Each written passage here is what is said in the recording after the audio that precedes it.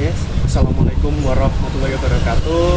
Kami dari Universitas Kediri, dari Fakultas Pertanian Prodi Agribisnis dan Agroteknologi akan melakukan wawancara dan riset terhadap tanaman jambu air. Dan ini nama saya Alendra Dwiantika, Nama saya Iqbal Romadhoni dan nama saya Gilang Ramadan. dan di sini saya didampingi oleh salah satu petani jambu air yang bernama Pak Budi Santoso. Hadirnya di kebun mini saya. Perkenalkan juga nama saya karena kita ada di lingkungan edukatif. Saya perkenalkan nama saya Dr. Andes Ekonomi Budi Santoso. Ya. Sebagai petani jambu yang awalnya saya itu hanya sebagai penangkar atau pembibit jati, berkembang tanaman lain, dan sekarang saya lebih menggeluti jambu air. Sebagai petani jambu yang awalnya saya itu hanya sebagai penangkar atau pembibit jati, berkembang tanaman lain, dan sekarang saya lebih menggeluti jambu air. Untuk pertanyaannya tentang jambu air, awal mulanya apa ya? Saya menanam jambu air itu sebelum perkiraan tahun 2018. Awalnya hanya sekedar hobi, ya, kolektor, nanem, dirasa kok enak, terus saya kembangkan. Akhirnya koleksinya. Hari ini saya punya koleksi 74 varian jambu air. Ya. Bahkan banyak jambu-jambu yang bersifat endemik suatu daerah itu saya ekspos. Kita keluarkan supaya nanti ke depan anak cucu, anak-anak bangsa ini bisa mengenal jambu air. Jambu air yang sudah dideterminasi oleh Kementerian Pertanian pun juga saya kembangkan. Kalau dibilang nanti umur berapa, susah. Ya, saya banyak mengembangkan dari teknik okulasi, sambung pucuk atau grafting, cangkok, dan setek pucuk. Nah, umur tanaman itu kan dihitung dari biji. Iya dong. Iya. Padahal kita nyambung, kita ambil entrestnya atau pucuknya. Sehingga yang kakek-kakeknya jambu air yang dulu kan kita nggak tahu. Yang bisa kan adalah usia berapa dari tanah, bukan umur. Ya, ini perlu diluruskan persepsi ini supaya nanti tidak salah. Usia berapa dari tanah?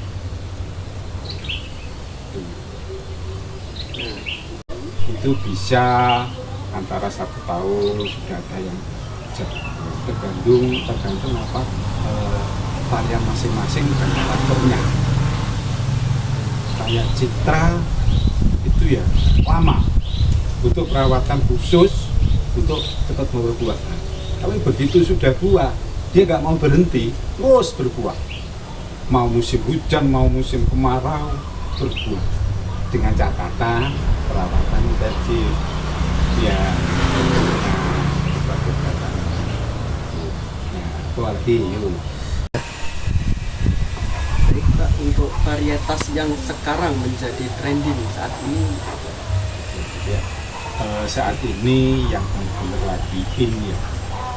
Jangan bahasa bumi ya, kalau ini itu depan puncak berburu-buru lagi in, lagi trending, lagi tren ya. Itu 1 Sucitra, ya, 2 Green Giant atau bukan hijau, 3 Kyojok, 4 Birbisuka. Nah, itu yang sudah dideterminasi oleh Kementerian Pertanian, itu baru Citra dan Gajah Perahu. Kalau yang Kyojok sama Green belum. apakah sering diserang hama apa penyakit? Namanya tanaman selalu ada hama dan penyakitnya. Sudah pasti manusia hidup saja yang sudah makan apa, kalau zaman saya dulu 4 jari 5 sempurna masih tetap kena penyakit, apalagi tanaman. Nah, ini perlu benar-benar sikap hati-hati, sikap teliti, nanti gejala tanaman atau biasanya hama mau datang ke kita ke tanaman itu ada parameternya, ada tanda-tandanya. Kalau di sekitaran sini habis hujan terus paginya kok banyak lemut itu merutu lek Jawa-Jawa ya pun nanti gue lihat di video ya kok anu binatangnya kecil-kecil gitu ya, kecil kayak sambil motor kalau kita lewat. Nah, itu kalau saya penanganan kalau secara organik saya pakai ekoenzim. Dan kebetulan saya memang salah satu penggiat ekonomi penggiat ekoenzim di Nganjuk. Kebetulan saya ini ketuanya relawan dunia ekoenzim Kabupaten Nganjuk. Ya, ketika saya banyak di lingkungan itu. Terus itu pagi-pagi sekali mesti kita cek, kita lihat kalau sudah ada itu langsung saya spray dengan ekoenzim. Kalau tidak pakai enzim, kalau pakai kimia sintetis, itu pakai insektisida.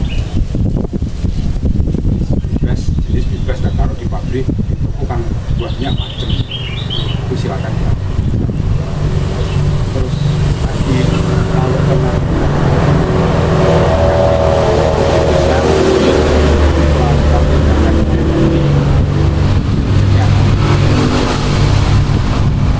aplikasi itu paling bagus sore ya, karena hama dan penyakit rata-rata menyerang sore hari sampai malam.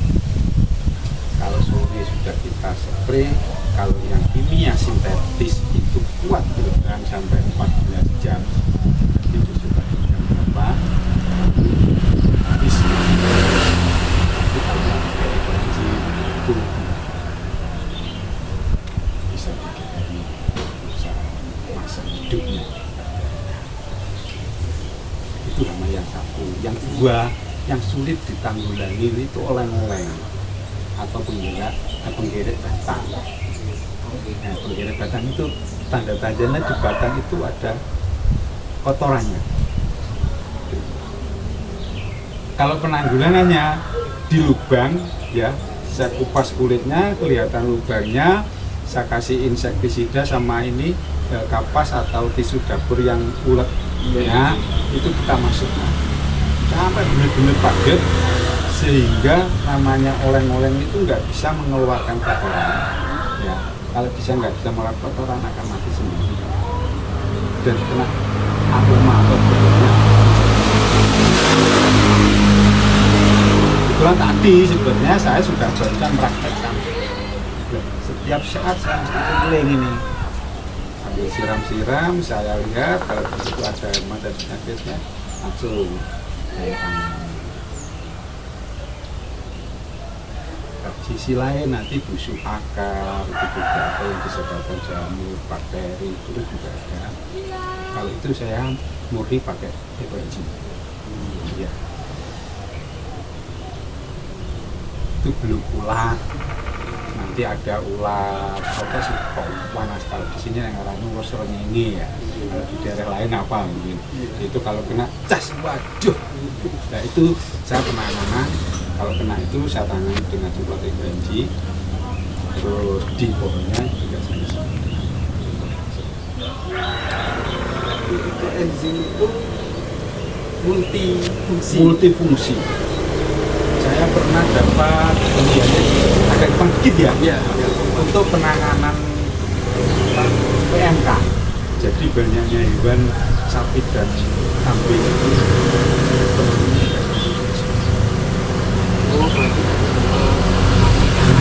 iya, orang luka kena pesto semprot ekoenzim besok pagi insya Allah kandang dan segala macamnya semprot itu baunya hilang.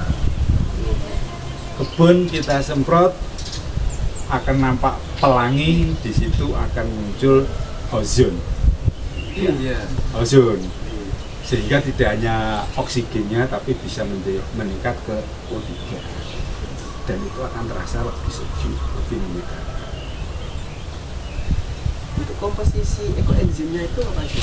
Ekoenzim itu terbuat dari kulit kulit buah yang difermentasi minimal 90. Kalau mau praktek di sini monggo, saya bimbing, saya punya juru kunci. Luar biasa.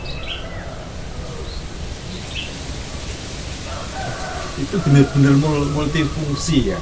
Itu terus kedua itu kalau untuk mandi apa itu juga bisa mengurangi gatal, mengurangi apa. Sakit gigi, kasih kapas juga gigi yang sakit nggak sampai 5 menit sembuh. Luar biasa sekali. Saya pertama nggak percaya, tapi setelah saya praktek berani. Bahkan sekarang ini di kamar tidur saya pun saya kasih dan itu radiasi dari aplikasi di sini saya maksimal 5 hari. Berarti semprotnya udah semprot udara. Jas sudah wes. Seluruhan. Terus lagi apa? Mungkin untuk di lapangan kita lihat gimana apa itu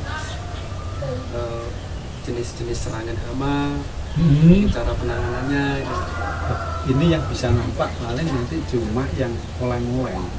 Kalau yang tadi, yang lain-lain agak sulit karena barusan saya semprot jalan masuknya kan sudah nggak ada sekarang. Iya. Monggo kalau mau lihat oleng-oleng, kita cari, Iya. kita carikan nanti penyelesaiannya kayak apa, ya dong. Sekalian alatnya latar belakang. Ini salah satu hama oleng-oleng. Tanda-tandanya di bawah pohon ini ada kotoran, seperti serbuk kayu. Ya. Itu nanti kita turut, terus kita cari tempat lubangnya. Ini salah satunya ini.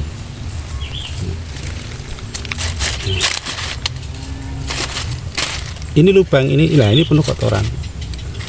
Ya deh. Oh, nggih. Terus penanggulangannya pakai ini. Ini sudah saya rendam dengan insek.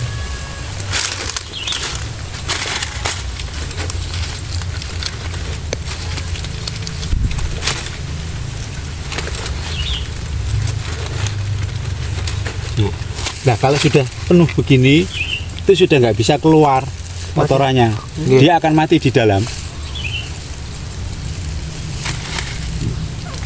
Nah, ini dalaman.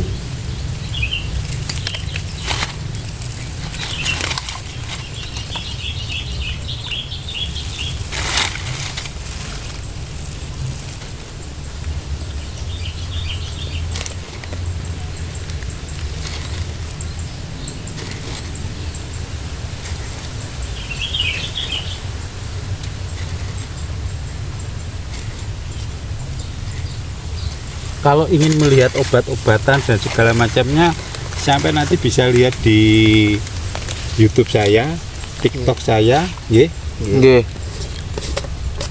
FB saya. Sama, semua sama namanya Budi Santoso Nganjuk. Saya coba pakai satu nama. WA pun saya pakai nama sama. Wah, orang supaya bisa lebih cepat mengenal. Baik, cukup sekian dan terima kasih untuk wawancara dan riset tentang jambu air bersama Bapak Dr. Hanes Ekonomi Budi Santoso. Terima kasih atas waktunya meluangkan ini demi ilmu buat kami kedepannya saat di kampus maupun nanti di sosial. Nah, semoga dengan ilmu ini bisa disalurkan ke orang-orang yang membutuhkan. Terima kasih.